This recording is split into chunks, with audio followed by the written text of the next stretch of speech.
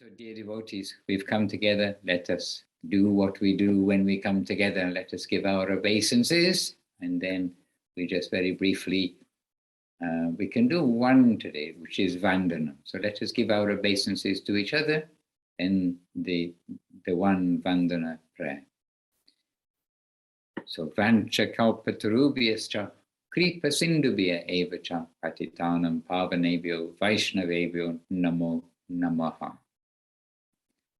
Vandeham Shri Guru Shri Yuta Padakamalang Shri Gurun Vaishnavangscha Shri Rupam Sagrajatam Sahagana Raghunatan Vitang Tang Sajivam Sarvetam Savarutam Parijana Sahitan Krishna Chaitanya Devam Shri Radha Krishna Param Sahagana Lalita Shri Vishakan Vitangscha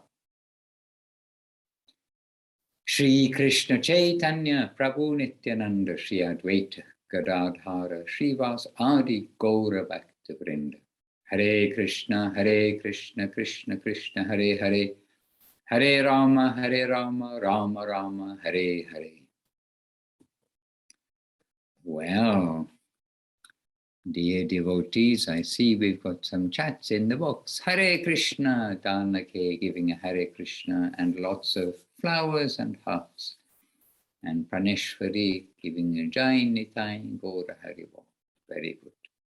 And I am here giving a How Can I Serve?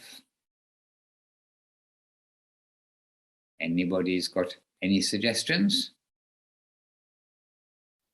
Any questions? Any suggestions? Any topics? Any contributions?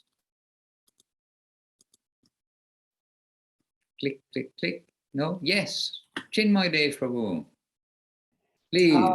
So I was kind of wondering about the difference between Chaitan and Jiva, like the consciousness and the Jiva soul, the soul. Are they're not the same, or they are the same? It's like I'm a Jiva soul, but is every particle of my body also a Jiva soul, or is that just consciousness? You have a very active mind, Chinmoy Devu. Because we're told that Paramama lives in every atom. So is every atom a Jiva soul? There is nowhere where there is not Krishna.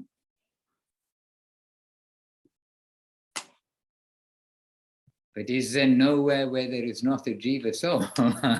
Oh, you make us think. We're going to sit here and meditate under a tree and see what the tree will reveal. Okay, first of all, Chaitan is consciousness, as far as I know. I'm not a scholar, but I hear and understand Chaitan means consciousness.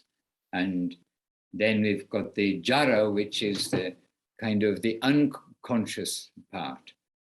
And so Chaitan is conscious, and maybe, oh yes, anyway, I was going to say, maybe you've been hearing Guru Maharaj's talk recently for Nrsimha Chaturasi, one of the talks there.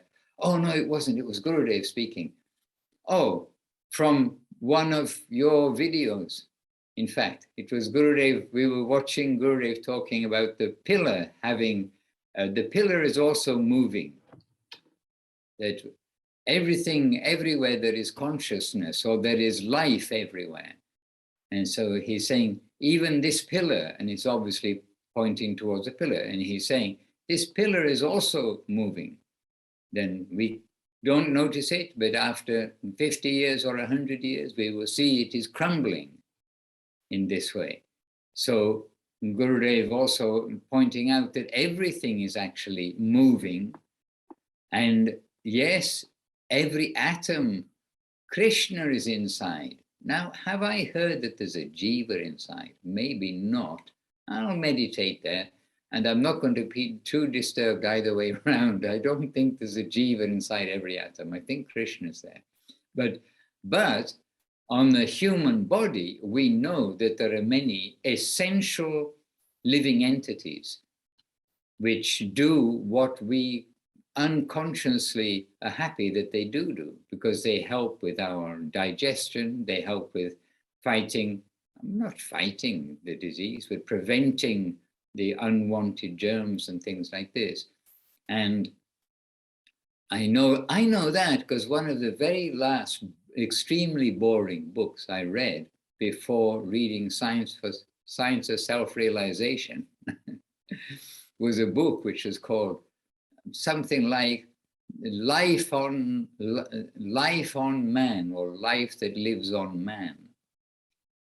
And it was a, an analytic, boring book about all kinds of living entities which live on us, and they are they're living entities. What can I say? So you can go and find yourself a copy of a boring book and convince yourself that there are lots of other living entities with the body. But there is one ruling jiva soul of the body, and this is us, the personality. And then, just as there are unlimited other living entities, including, as Gurumar said, that the virus is a person like us. The virus is a person like us. So you take the microscope and you can see the virus. You take the microscope and you can see these other living entities. So living entities are all persons, and they have consciousness wherever there is consciousness, and there has to be personality, there has to be a person, because consciousness means person. And that has come up like 2 or 3 times recently in quite separate places, that consciousness means a person, because who is being conscious? Then there is personality. And so this has come up right, in different places, or it's just kind of jumped out at me from our hearing and reading over this last week. So all these living entities on the body that constitute the functions of the body for digestion and this, that, and the other, then they are living entities. But, I'm not a spiritual scientist. I don't think that there's a jiva in every atom. It's not quite like that. But there is nowhere that Krishna is not. And he is in every atom. But the bodies are made up of atoms, and the bodies are what is, the bodies, not what is, but the bodies are what are the chariot for the soul. This is my answer. But thoughtful things, and one of those like interesting questions, rather than it's going to change my spiritual life very much. I am the person, and may all those persons that are helping this chariot to go forward, may they all, have a good life. We wish them well. But I'm not consciously their master. I'm not telling them what to do. Krishna's got some other arrangements. And actually nature is wonderful everywhere. And just like that, boring book, which is A Life That Lives on Man, something like this. I mean, it is fascinating what scientists discover. And in fact, I heard you, Chinmoy Prabhu, you asked a tricky question too. You asked a tricky question to Jai Ram Prabhu in one of the Bhagavad Gita, San Jose Bhagavad Gita talks on YouTube, which I heard while cycling a couple of days ago. And Chinmoy, I forget the question, but I have to admit, this is probably my karma coming back to me, because I had a little chuckle inside and thought, oh, that's a tricky question for Jai Ram Prabhu. And he did very well to answer it. And it was anyway, there we are. So now you've asked me a tricky question. Hare Krishna. And Jai Ram Prabhu, Nadia, this is Nadia Sundari, no doubt.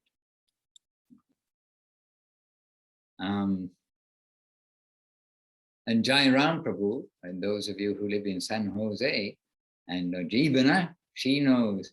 I mean, he's a genius scientist, and he appreciates Krishna consciousness.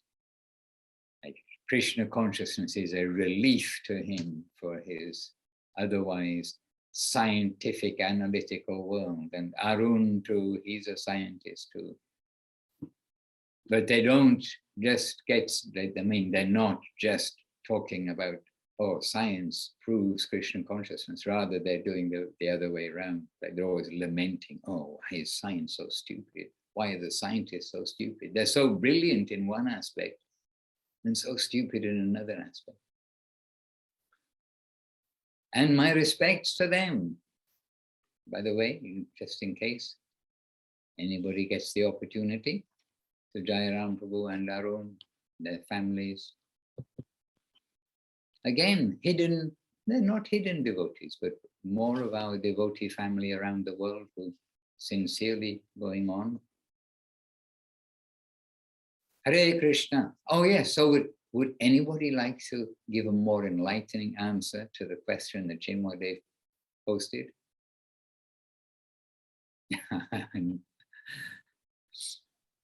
Maharaj, I can give a tip to where to read more about that, about the consciousness, which is actually inseparable aspect of soul existence. Like Srila Guru Maharaj points out many times, soul must have consciousness, but there are different gradations of consciousness too.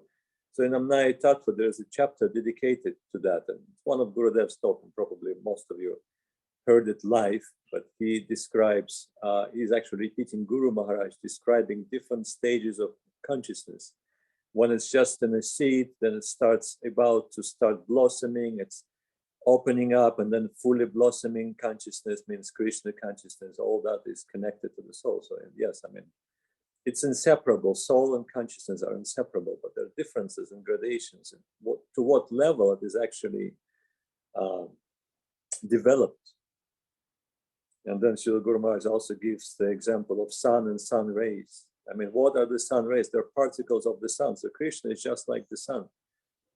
That's why souls are also Sat Chit Ananda. They're having the same quality, same nature as Krishna, but quantity is different. That's where they have some difference. So in that sense, I don't know about atoms, like you said. I don't even know what the atom look like and what it is. I mean, we just use it as an example. Have you ever seen an atom? So I can only speak for something that I saw, something that I see, like I'm living on the farm, and everything here is alive. Literally, everything is alive. The trees, the soil, the animals in the soil, the insects, the fish, and whatever lives, the bacteria, the viruses, and all sorts of microorganisms. And there, Krishna is fully present in the form of Paramatma. We cannot question that, of course. But what are the levels of consciousness, development of consciousness? That's another question. So in that description, Gurudev is describing a man of a jungle, a man who is in some kind of a social frames, a man who is a religious man. He is following some higher ideals, and then he is describing a devotee and a pure devotee. And then that's when he points out our consciousness is fully developed, fully blossomed, when we're connected to Krishna consciousness, hence Krishna Chaitanya. So who is the person embodiment of Krishna consciousness? Our fully blossoming consciousness is Chaitanya. Mahaprabhu, Gauranga Mahaprabhu, who is called Krishna Chaitanya. Krishna Chaitanya means Krishna consciousness. So he is the embodiment of that. And we're very fortunate to be acquainted with his teaching, and also very fortunate to stand under his banners, hopefully, by the grace of the Vaishnavas. Hopefully we're standing there, not somewhere periphery or doing something else. And we kind of want to stick to that program. Nagar Sankirtan of Mahaprabhu want to be under his banners forever, as long as possible. And we also have the young genius man here who can shed some light on Jiva and Chetana connection or something else. And just before he does, I can mention too, it came in my mind also while you're speaking, that in Brahma Sanghita, then it's mentioned about the jiva soul and the karma, everything is running by its karma from the single cell organism known as Indragopa. But it's saying single cell organism, it's not saying a single atom. So somehow a cell and an atom, and I've not seen a cell either, right? Not sure. Anyway, single cell is a little different than a single atom. And so he's there, Brahma Sanghita, from the single cell organism, the Indragopa, up to Indra, the king of heaven.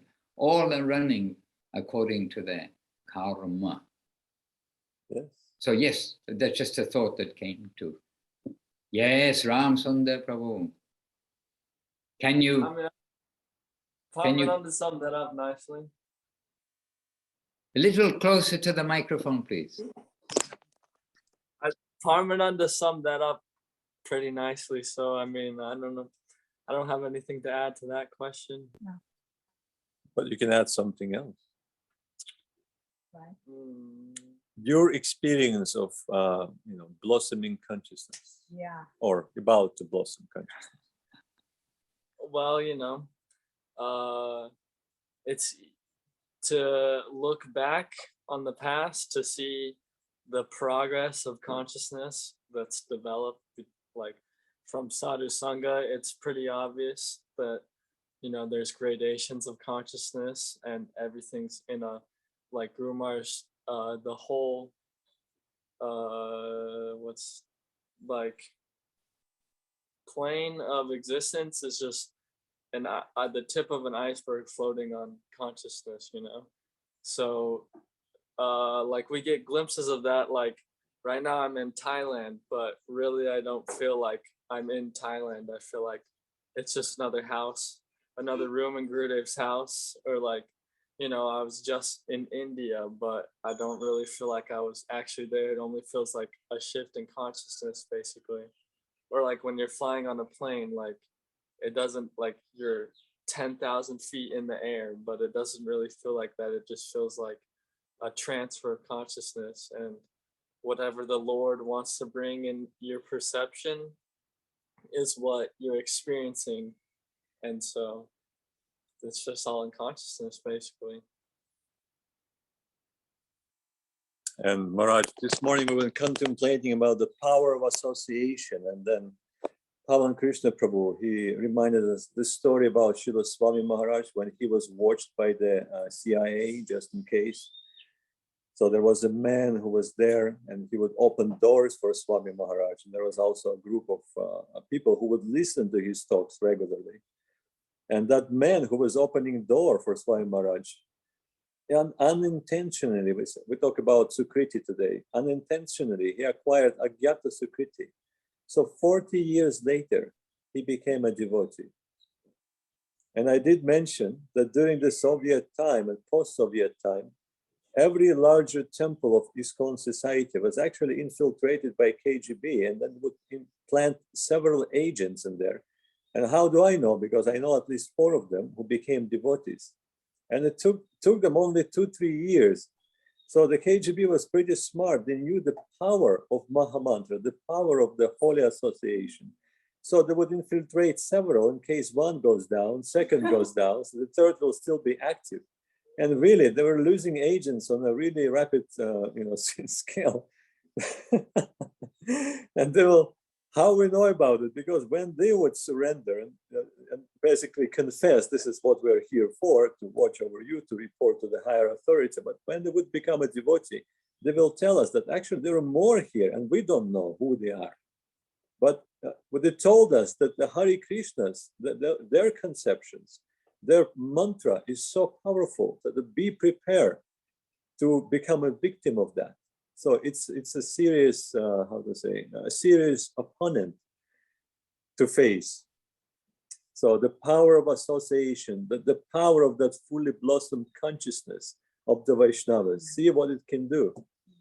Krishna consciousness, Krishna Chaitanya. And now we definitely have to wonder about what Chintamani Devidasi hears and where she hears things from due to her comment in the comment box. I heard Sripad Avadut Maharaj was one. No, he wasn't. He wasn't. But there was a devotee who was in our ashram who surrendered and became not an agent anymore, but became a full-time devotee. That happened. Yeah, KGB and also police. We have a police person, and then became the head of one of our temples too, and still is. Yes, where we hear things from, Chintamani Didi, it's a dangerous world. I mean, this is an innocent one, but so many things are out there which, you know, they've originated from somewhere, just as fire begins by itself in the bamboo forest. Nobody goes to light it, but it starts up. It starts up.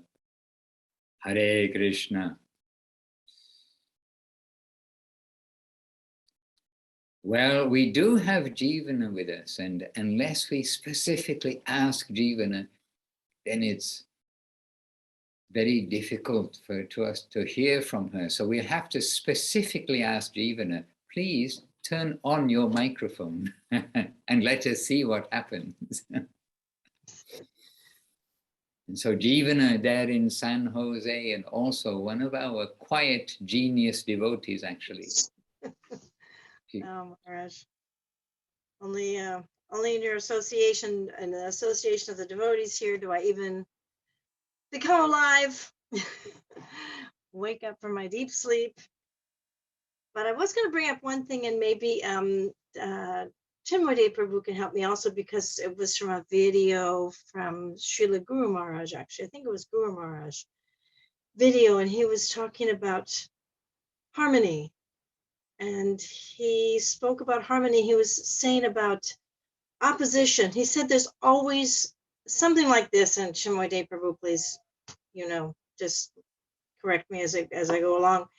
But he was saying that there's always opposition. So there's always opposition, but he was explaining how opposition is so beneficial, because he has that famous, how he says thesis, antithesis, synthesis. That there you have something going on, then some opposition comes, and then from that, some greater harmony will happen. There will increase. And he was saying that the highest type of harmony can tolerate any kind of opposition, and that harmony is all accommodating, but that opposition is actually necessary to enhance that position.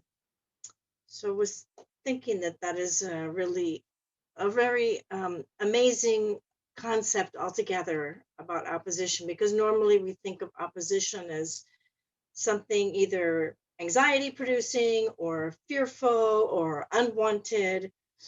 But in Krishna consciousness, everything can be accommodated and it can turn into harmony. So I was kind of hoping that you remember anything more from that, Chinmoy Prabhu? Yeah, it was very beautiful. Yeah, that was is exactly what you said. But I do have to say, I heard in that video, I heard the most beautiful thing I've ever heard him saying. Truth is to dance in harmony with the most original plane according to its wave and vibration. Beautiful. Wow. Now we're all trying to type that down, but I don't have my good type. No. We are going to ask Chinmoy to please leave it in the chat so we can copy from there. Okay, so we don't have 20 different versions of it, right? Yes. Hare Krishna. I think And again and again, by the way, like Chinmoy Dev was saying, like it's so beautiful. Jeevan is saying so beautiful. Again and again, we're hearing talks, seeing talks, and we just think this one talk is sufficient. It's always happening. Like that's all we need.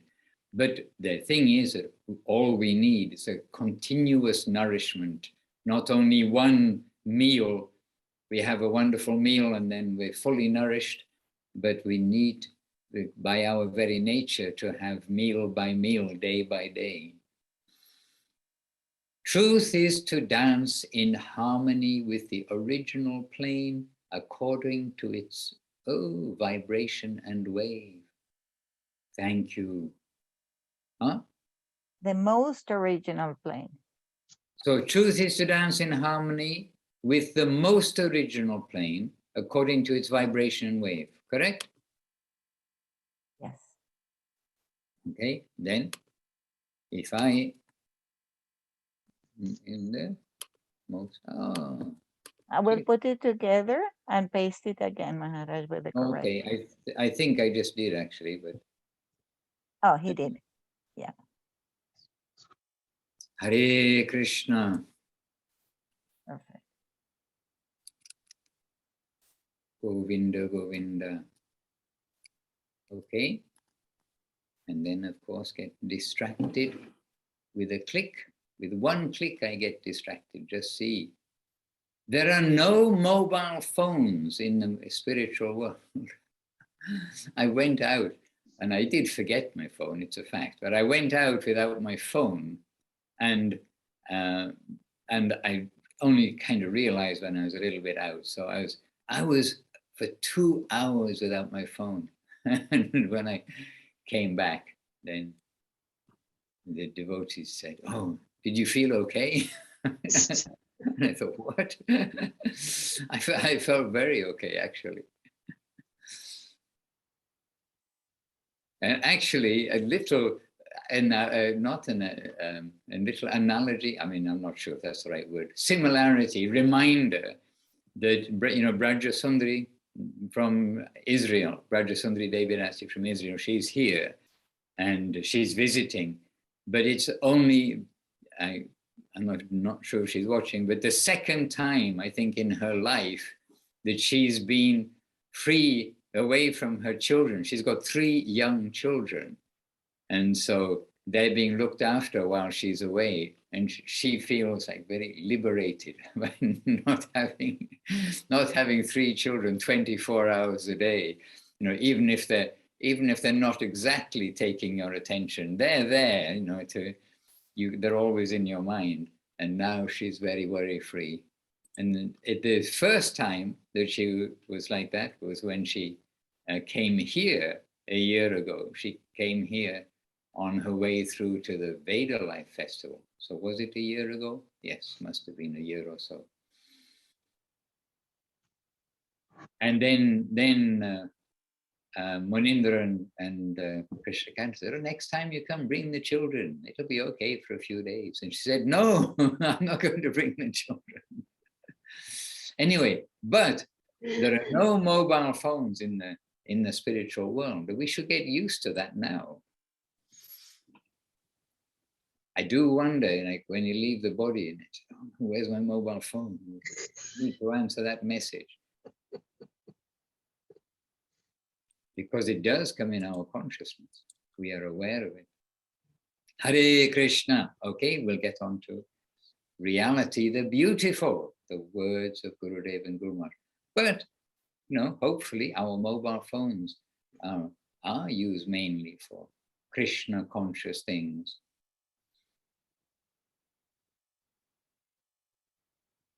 Hare Krishna. Okay, so next. May we invite or ask something? Priyanana Devi Rasi. I know Priyanana always has something for us. Oh, Jeevana, you weren't finished.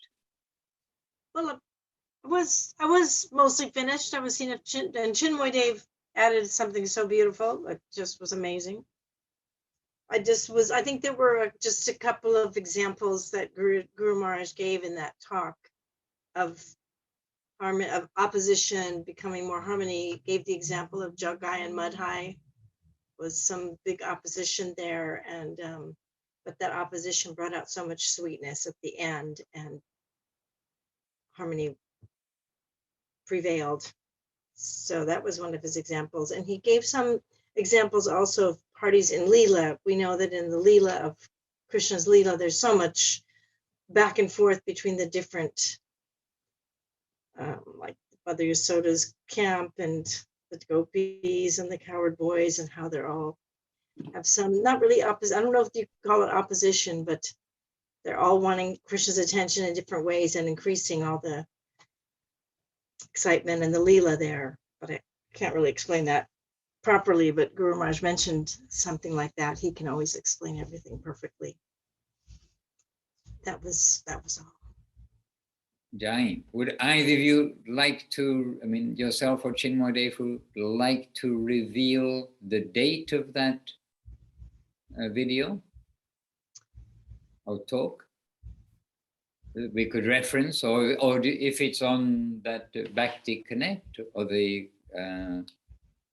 YouTube channel, Guru Maharaj's YouTube channel, if there's a URL, because we're all hungry to hear. And Yeah. now, Give me a Amazing. second. But another point that, because Guru Maharaj was talking about truth and harmony, and one of the other points he made was during the Mahabharata when Dronacharya was destroying their army, and they had to come up with some way, and Krishna said, "I know, we'll lie." And not only will we lie, Yudhishthir, you have to lie because everybody believes you. So that way, like, you know, Guru Maharaj is saying, what is truth is what's coming from Krishna.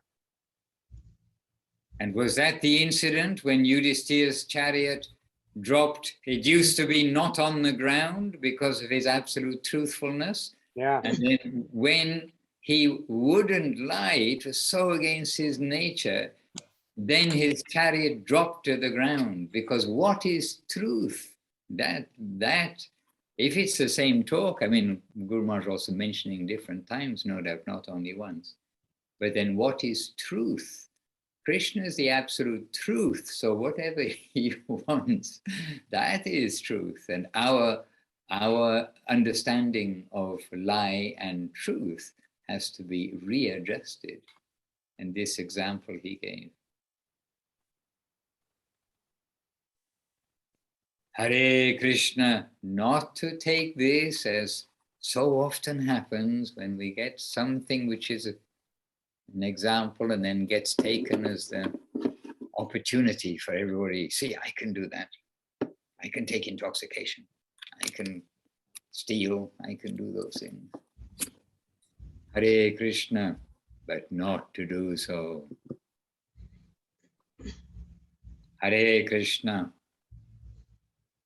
I'm doing my part. I'm going to share with you what we've been watching here, but it's probably on the website, on the Bhakti Connect, because this is from there.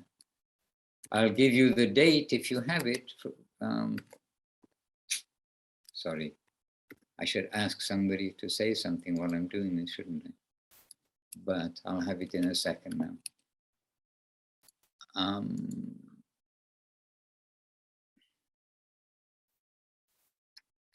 So the excuse me, excuse me.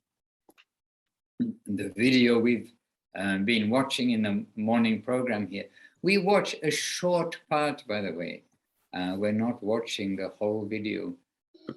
We watch a short part and try to remember what we hear. It's the 27th of January. Oh, yes. Oh, this is Gurudev's one. Yes, okay, so we are watching anyway, 27th of October, 1989. It's Srila Gurudev. This is, I think, the talk which he's saying about the pillar being conscious. And it's young, young Gurudev, 1989, a year and a bit after the disappearance of Srila Guru Maharaj, and he's talking on the veranda. But very beautiful, very sweet. Yes, dear devotees.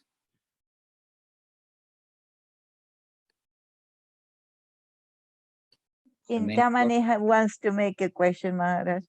Okay, I don't see her. Oh, there she is, yes. Chintamani Devirasi, please. I mean, I don't know if I want to make a question, but I always have them. And sometimes I feel really self-conscious on the Zoom and the video recording and all the senior Vaishnavas and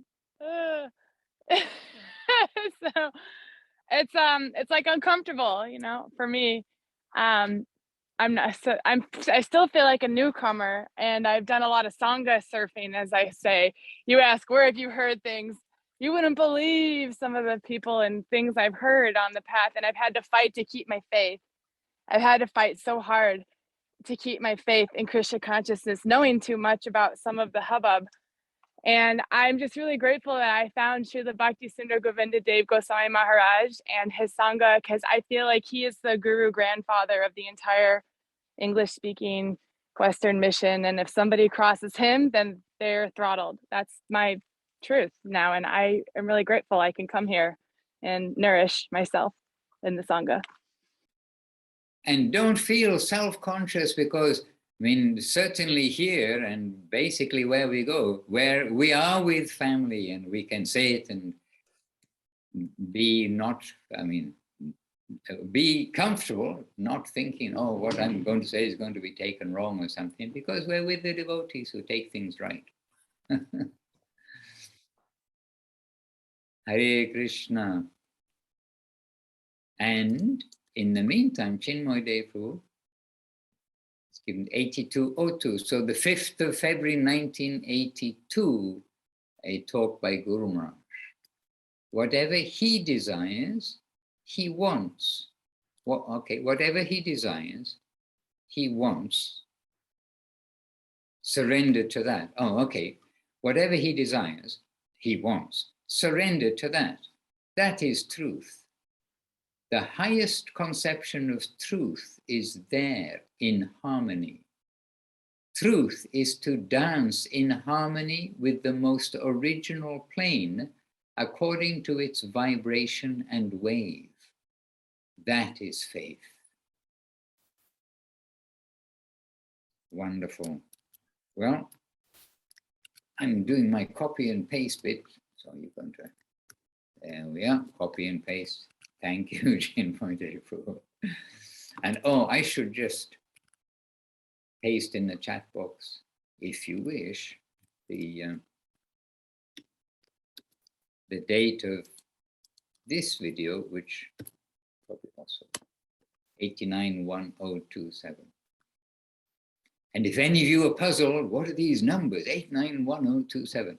It's the dates. And if any of you use computers, which I think you are, then to have a standard way of putting the dates so that they all will sort in order when you've got a folder with files and inside, then this is how we've been dating them ever since the beginning of the computer time.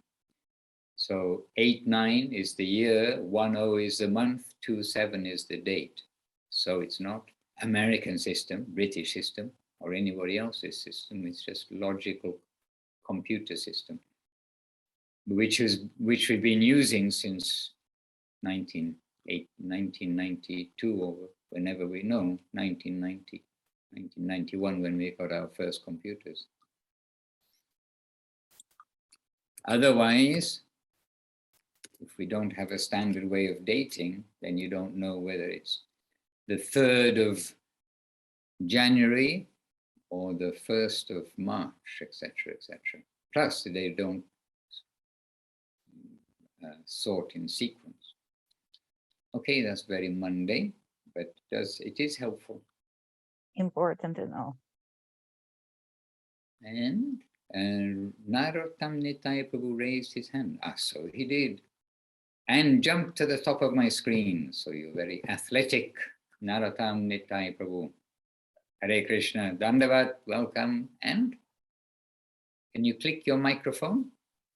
Yes, Maharaj. I want to ask a question in regards to truth, and might be relatively philosophical in nature, but what I'm trying to ask is, how do we discern between relative truth and absolute truth, in the sense of, sticking to the truth, And the reason I'm asking this is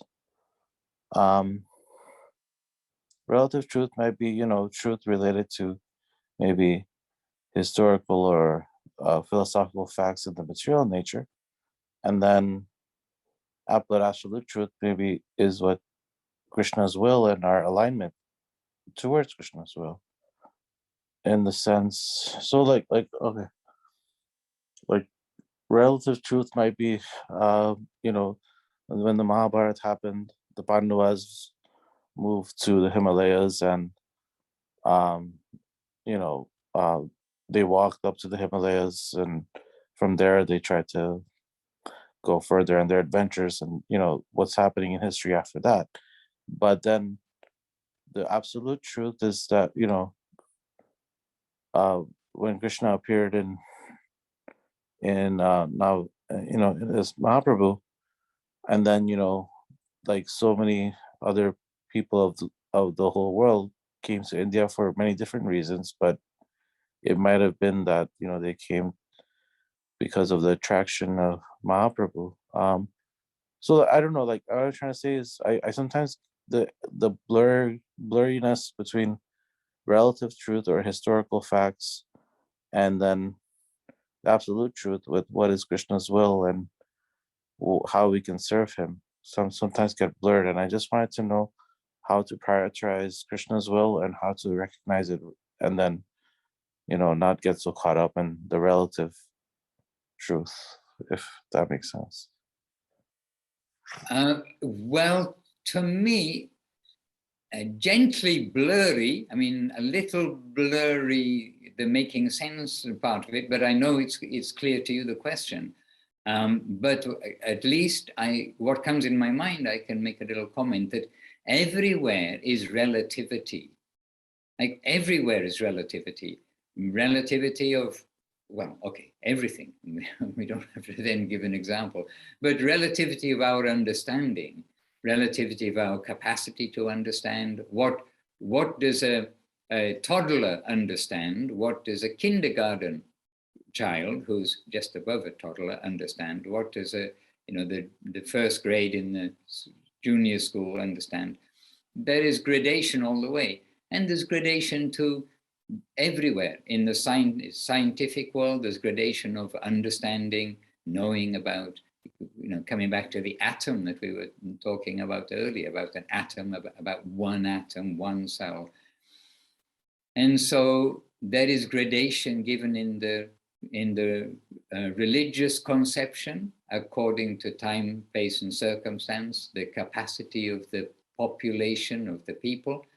And in the bigger picture, we've just had also Buddha's appearance day, which came the day after Nrsimha Chaturasi, and Buddha has his part to play. So we've got, in a very big picture over the course of thousands and thousands of years, we've got a whole picture of the relativity of, you can say absolute and relative understanding of spiritual life. So the Mahabharata, it does also have kind of the Karma Kanda section inside. And that is giving the illustration for everything has a reason. And in fact, I don't know where you hear the Mahabharata from, but the snippets, the little parts that I have heard about the Mahabharata from Gurudev, like are so involved. And I just thought, first of all, I can't even follow all the detail that Gurudev is giving about this one incident and the reason why in this one incident that happened to this person, this happened to this person, they got involved in this way, all as a result of something that took place before. So the Mahabharata is very attractive. It is a drama. It is all a drama. But the heart of the Mahabharata is the Bhagavad Gita. So when all of these other things are going on and we come to learn that the heart is the Bhagavad Gita, then we'll give a little extra attention there, or a lot extra attention there, if you like. So within Mahabharata, we know that there's a relative teaching, and some is, to really to attract the attention of the general people. And then, as you pointed out, Chaitanya Mahaprabhu, by the grace of our gurus, we've come to understand that there is an absolute position, and not only absolute, but absolute and more absolute and most absolute. And actually, I'm reminded of a sign that actually Goswami Maharaj, Srila Bhakti-Sudeva Goswami Maharaj, asked us to post on Gurudev's veranda, on the entrance to his veranda. And now I can't remember the second line so much, but the first line was, remember that we are all privileged to come to Gurudev, to come to his veranda, his association. Please, then the next line was something, please let us all try not to disturb him. This is when Gurudev's health was a little poor and Gurudev was getting disturbed, but by the innocent eagerness of the devotees. But he put that sign that we are privileged to be able to come, in that case, to his direct association. But we're privileged to be able to come to hear the things we've heard about spiritual life and Chaitanya Mahaprabhu's message, where he's giving throughout he's giving only pure Krishna consciousness. But that is relative also. So the relative and the absolute are always going on, but we do need to try to filter out the mundane relative and the spiritual relative. We want to try to get into the spiritual department entirely as soon as possible. It's a good idea. That's the eternal and happy world. So these are a few thoughts from me.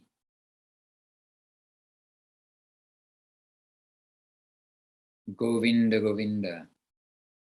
And really we're privileged to come across these things, and we must at the same time, we have to, as they say in England, watch our P's and Q's in our behavior in dealing with all of these matters. I don't know if I have that expression all over the world, but in English, or in my mother's English anyway, we would be told when we're children, you must watch your P's and Q's, which meant we must watch our manners in dealing with all of these items, in dealing with the devotees, in dealing with the subject matters and everything. We must give our full respect and appreciation.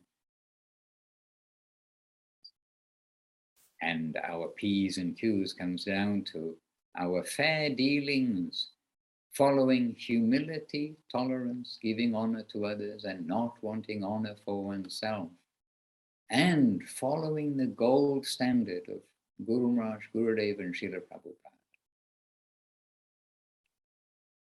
The gold standard. And that is Krishna consciousness. As we mentioned maybe last week in back to basics too, that everything, it's the spiritual family. The spiritual person is going on a spiritual journey to his spiritual home.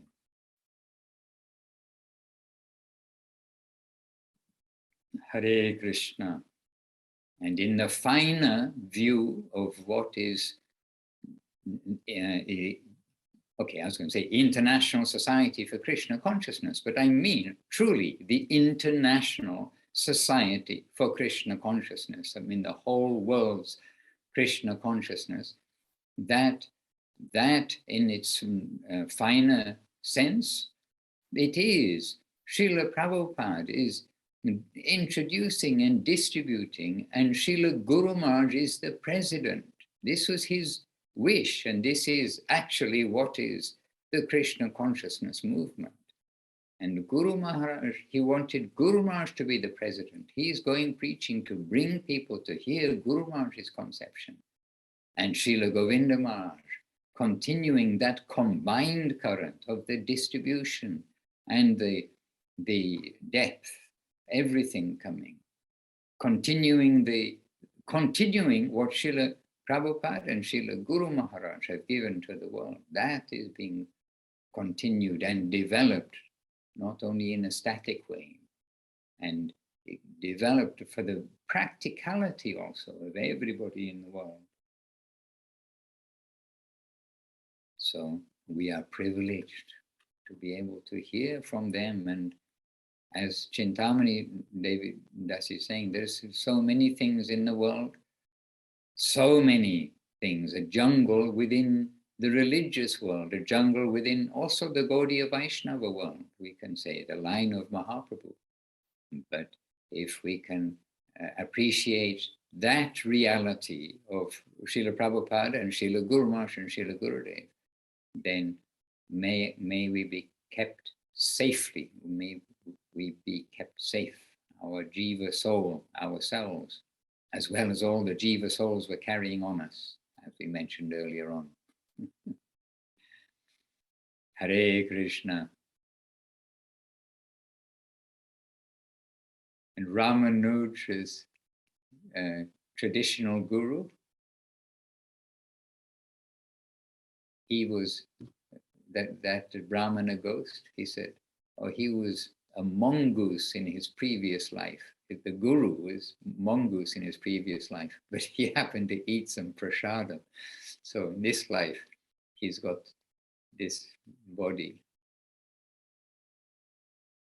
You see, the ghosts can see. The Brahmana ghost, he knew his previous birth. So he said, why shall I listen to you? In your last life, you were a mongoose. You go and bring Ramanuja. I listen to him. Hare Krishna. Too much knowledge is a dangerous thing. Maharaj, there is a message from Priyanana in the chat, quite interesting. Dr. Singh. So this is from Subjective Evolution of Consciousness, is it? Oh, no. The second part of the message. Srila, Life comes from life, Srila Swami Maharaj. Life comes from life, Srila Swami Maharaj. Okay. So Priyananda Devidasi, please read it for us. Okay, yes, I'm here. I can read. Mm-hmm. I just saw that we talk about relativity, and I came across some chapters of this book, and there Swami Maharaj said about the, as they call it, the philosophy of Dr. Frog. Like there are two frogs, one lives in a well, another one comes from the Atlantic Ocean. And the first one tries to understand how big the ocean is, and like one well or two wells, and so on. So I thought really, like, how can we understand Krishna with our puppy brain? And actually, how can we get our consciousness to that level? Like I mean, it's not possible to understand, but at least, to embrace some particle of his magnificence. So here actually, Swami Maharaj, he answers to, it's a dialogue, but here he says, like, everything is relative.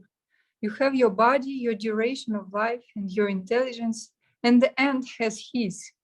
Both we and the ant live for 100 years, but the length of our 100-year lifespan is relative to our bodies. And then he says, like, even Brahma lives for 100 years, but it's different according to our personality. So, and here he says, like, our scientists, they try to view everything according to the relative conditions of the planet Earth. It was the dialogue about, like, whether there is life on other planets or not. This is nonsense. Why are they doing that? For the whole cosmic manifestation follows the law of relativity. How can the scientists say that conditions of this planet must apply to life on other planets? So it's actually what we are warned against, not to think about the spiritual world according to the laws of the material world. So the Vedas instruct us that knowledge must always be considered in terms of desha, kala, and patra. Yeah, but I think this mostly for this world. I just thought about like, how can we understand the spiritual world if we have only experience of this one? Right. Very relevant. The philosophy of Dr. Frog, was it? The chapter, something like this. Yeah. It was the name of the philosophy, jokingly saying. Right. Hare Krishna. Exactly. And all these things, they help us understand, but as you mentioned about puppy brains, our puppy brains, okay, they may get a little bit of something, but we can't understand the whole. But when the whole is revealed to us, or when whatever part of the infinite, which is also infinite, is revealed to us, then we shall know. Jai. Very good. Any short contribution from anybody or short question? Maharaj, I think Narottam Nitai Prabhu question was how to see Krishna Leela in its, we can say, aprakrita form manifestation. But that's in that particular form, it seems to be relative. We can relate to that on this kind of mundane plane. We're thinking, oh, it's happened in this particular time frame, and this is a historical record, etc., etc., etc. That's why it is repeatedly stressed that Krishna Lila is aprakrita. It seems to be a mundane-like activity, but it has nothing to do with material world. So when we come to that kind of conclusion, that kind of realization, and of course, how to come to that kind of realizations, you have to mix with the residents of that plane. They will tell you what is truth, what is not truth, where is the dream and where is the reality, when you're awake, when you're sleeping. So they will reveal that. So this is why it is repeatedly say, neti has nikalpanam, means it's not just a historical record or time occurrence or some record of what happened in a particular time, not a fairy tale. So we should always remember that it has nothing to do with relativity of this world. So time is subservient to Krishna. Here, time is the boss. We have no power over time. Time has power over us and conditioned state of our consciousness here as jiva souls under the influence of Maya. But in Krishna world, time is standing with folded hands, always ready to serve. Anytime there's necessity for Leela, time will start serving. It will start morning, midday, evening, whatever is necessary, it doesn't matter. Yoga Maya will direct time. So it's really, quality is absolutely different. So this is why devotees are always begging. And that song we sing every day, it is mentioned, Supathabi Pathanahi Jani. It's not just the path we're taking. We don't know which path to take. We're bewildered. It's pretty much everything. We don't know what is real, what is not. So that's why we're begging the Vaishnavas. It's the song dedicated to the Vaishnava Thakur, Doyala Sagara. And another consideration is that devotees always praying, please give up that accumulation of knowledge, experience, and we did accumulate it a lot over the period of trillions of and billions of uncountable of lives that we spend in this world. This is why a devotee like Prabhupada Saraswati Thakur begging you, and we all consider ourselves to be experienced to some extent and something. It just happens. It's just a part of our ego, which is not yet dissolved because we have to become devotees first for that. With Krishna's ego in the center, then it will be dissolved. So he's praying, Tante nidhayati nakam padayor nipatya, taking a straw between my teeth, I'm falling down at your lotus feet, or just feet. He didn't say lotus though. And then, Kritvam sakako sadat edam aham bravini, ha sakalam, sa sadhavam sakalam eva vishaya dure, Chaitanya Chandra Charane Kurutanuragam. He's saying, give up whatever experience, whatever you think you know. Just accept Mahaprabhu as your only shelter. Listen, whatever he is giving, accept that with full heart. And for us, who is Mahaprabhu? A devotee, a Vaishnava, the agent of that reality. So we can only understand what is happening on absolute plane and what is relative and what is absolute by the association with that Vaishnava. And then comes that memory that Madhusudan Maharaj shared about that little reminder to us in Gurudev's veranda. Do not take it for granted. It's your privilege. Really, this is your only way out. There is no other way. There is no other way. There is no other way. We can say to Mahamantra, how did we get to know about Mahamantra? By the association of the sadhu. So actually, first, what comes? The sadhu sangha. And there is no other way, no other way, no other way. And then what we do, whatever they say, whatever they give us as an instruction. They are helping us. They're not here to boss us around. Their hearts are filled with compassion. So they want us, please accept it. Go on. Give up your projections of your whatever accumulated experience you had from previous lives. Has nothing to do with reality. It's experience, it's just dreams that you're experiencing. You have to wake up to reality. So it all comes to that at the end.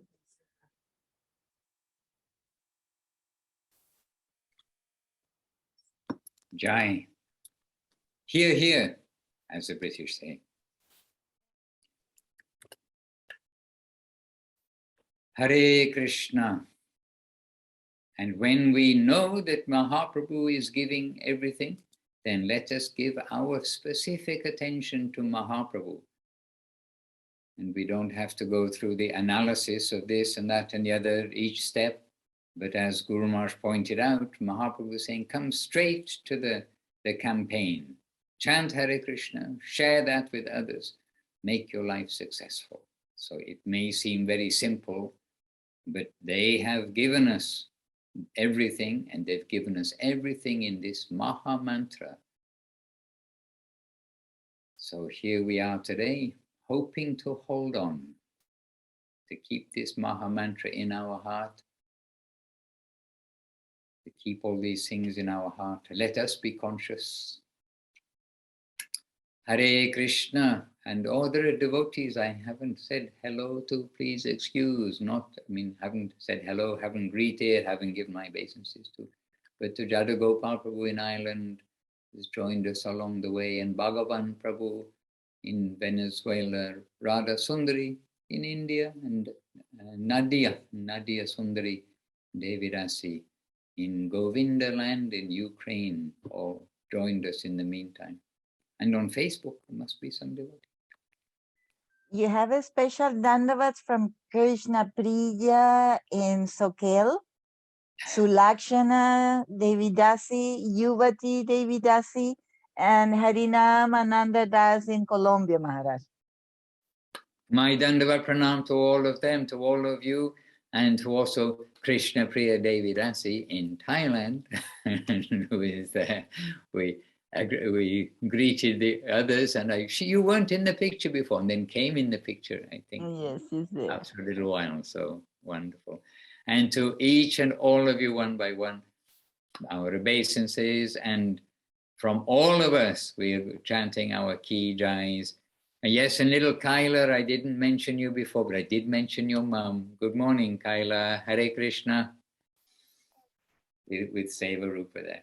So let us chant the big key jais to our wonderful Srila Bhakti Sundar Govinda Dev Goswami Maharaj ki jai, wonderful Srila Guru Maharaj, Srila Bhakti Rakak Sridhar Dev Goswami Maharaj ki jai, jai, of course our wonderful Srila Prabhupada, Srila A.C. Bhaktivedanta Swami Prabhupada ki jai, and to Bhagavan Srila Bhakti Siddhanta Saraswati Thakur ki jai, Srila Gaur Kishoras Babaji Maharaj ki jai, and Jai Srila Satchitananda, excuse me, Bhakti Vinod Thakur ki jai, Shri Rupanuga Guru Vaga ki jai, our Sri Chaitanya Saraswati Acharya Vrinda ki jai, all the assembled devotees ki jai, Ananta Koti Vaishnava Vrinda ki jai, And Nitai Gaur Premanandi, Hari Hari Bol. And to all of you with us here online and on Facebook, please excuse, I didn't see the Facebook today. And to all of those who will be with us, seeing the recording presently, but who are with us now too, we know. Then to all of you, our special obeisances and obeisances to one and all. Vanchakalpatarubhyascha, Kripa Sindhubhya Evacha, Patitanam Pavanebhyo, Vaishnavebhyo, Namo Namah. Jai Srila Bhakti Ranjan Madhusudan Maharaj ki jai. And I didn't mention Davali or Ekadashi in Tomsk, Siberia. I noticed I missed. If anybody I missed out, please excuse me. But to all you are. Yadu Gopal Maharaj. I did mention just that before, Yadu Gopal, of course, and all the team there in Ireland. Jai. Okay, Ami Ashchi, have a good week in Seva. We'll meet, or a few days, we'll meet again soon. Nitai Gaur Premanandi, Hari Hari Bol. Hare Thank Krishna. you so much, Maharaj. Thank you from our hearts. Thank you all so much from my heart. Hare Krishna.